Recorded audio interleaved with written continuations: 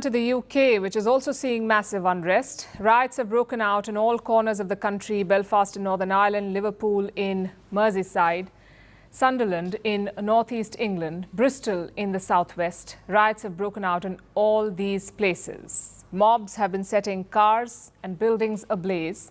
They've been attacking the police and leaving a trail of destruction in their wake. Take a look.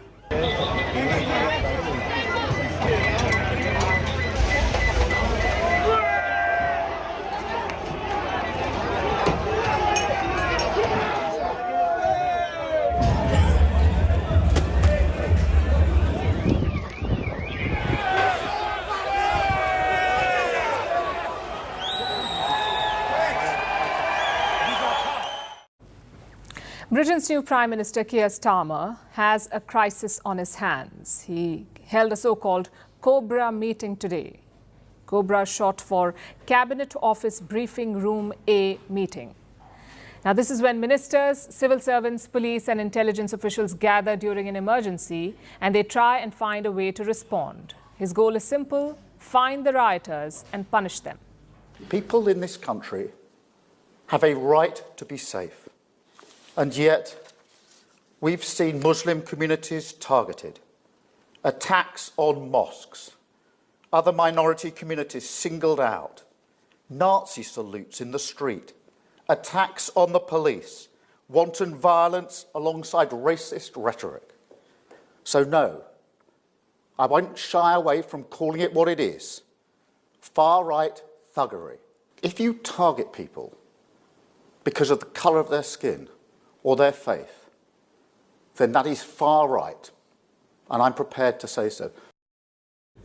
Starmer says the rioters are far-right thugs, bigots who were waiting for an excuse to attack Muslims and immigrants, and they got their excuse last week. Last Monday, a 17-year-old boy went on a rampage in the town of Southport. He stabbed multiple children at a dance studio. 3 young girls were killed. 8 other children and 2 adults are in hospital. It was a brutal attack. The suspect was arrested at the scene of the crime, and since he was a minor, his identity was initially withheld. But rumors about the attacker's identity spread online. A large number of people believed that he was a Muslim immigrant, and that was the excuse that they were looking for. A riot started in Southport last Tuesday when a vigil for the slain children was taking place. Hundreds of people from out of town decided to attack a mosque in Southport. Then the riot started spreading. The British government warned people against believing the misinformation. A judge even made the minor suspect's identity public. The attacker is Axel Ruda Kubana.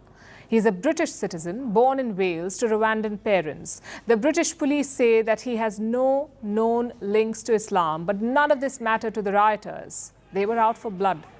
The riot spread to Manchester and Hartlepool on Wednesday, Sunderland and Liverpool on Friday, Blackpool, Bolton and Belfast on Saturday. And then yesterday, we saw this: mobs attacking 2 Holiday Inn Express hotels, one in Rotherham and another in Tamworth. Now, these hotels were targeted for a reason.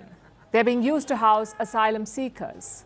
These are refugees who escaped their home countries, somehow made it to the UK and are looking for a new beginning. Their asylum requests are still being processed. Some of them will have genuine cases and they will be allowed to take refuge. The others will be rejected. That's how asylum requests usually go. But it seems the rioters do not want any of them.